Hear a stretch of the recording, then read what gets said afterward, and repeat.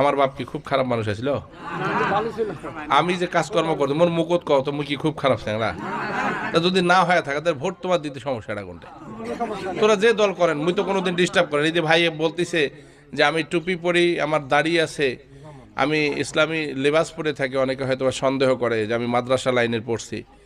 আমি শিবলি সাদিক, আমি আওয়ামী লীগের একজন এমপি হিসেবে বলতেছি, আপনি 1000 দিন টুপি পরেন, নামাজ পড়েন, সব কিছু করেন, আপনার কোথায় গিয়ে বাধাগ্রস্ত করতেছে সেটার জন্য জিম্মাদার আমি হয়ে গেলাম আজকের পর থেকে। জান, আপনি শুধু মাথায় রাখেন একটা জিনিস, সেটা হলো কি যে আপনি টুপি নামাজ পড়ে আপনি যেন দেশদ্রোহী কোনো কাজ না করেন, এই দেশের মানুষের কোনো ক্ষতি না করেন।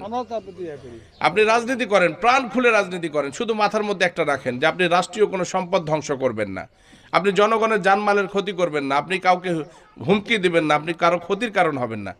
আপনি আমার এলাকার মানুষ, আপনি যে দল করেন না কেন, আমি শিবলি সাদিক আজকের পর থেকে কথা দিচ্ছি, আমি